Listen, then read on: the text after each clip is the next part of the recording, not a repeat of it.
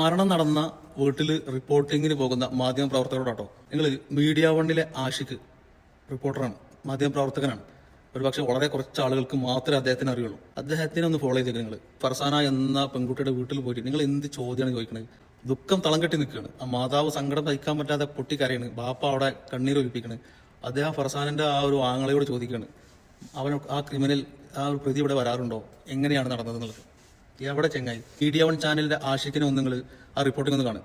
അദ്ദേഹം പറയാണ്, ഈ സാഹചര്യത്തിൽ ആ വീട്ടിലേക്ക് ക്യാമറയുമായി പോകാത്തത് പ്രേക്ഷകർക്ക് മനസ്സിലാവും, നമുക്ക് പരിമിതികളുണ്ട് എന്നുള്ളത്. ആ ഒരൊറ്റ സെന്റൻസ് മതി, പ്രേക്ഷകർക്ക് മനസ്സിലാവും. ഫർസാനയുടെ വീട് ഇത് ഈ കാണുന്ന വഴി കുറച്ചങ്ങ് നീങ്ങിയാൽ കാണാവുന്നതാണ്.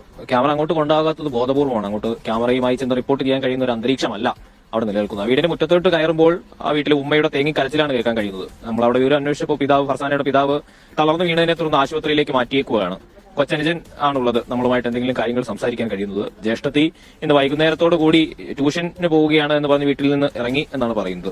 നമുക്ക് കിട്ടുന്ന വിവരങ്ങൾ അനുസരിച്ചാണെങ്കിൽ അഫാനും ഈ പറയുന്ന അനുജനും തമ്മിൽ ചെറിയ സംസാരവും ഉണ്ടായിട്ടുണ്ട് ജ്യേഷ്ഠത്തിയെ കൂട്ടിക്കൊണ്ട് പോകുമ്പോൾ.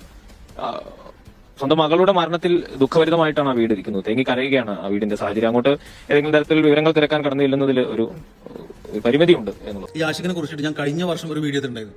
അദ്ദേഹം ഇതുപോലെ കോളേജിൽ നിന്ന് മഴയത്ത് പുറത്താക്കിയ പെൺകുട്ടികൾക്ക് വേണ്ടിയിട്ട് അധ്യാപകനെ പോയി കണ്ട ഒരു വീഡിയോ ആണിത്.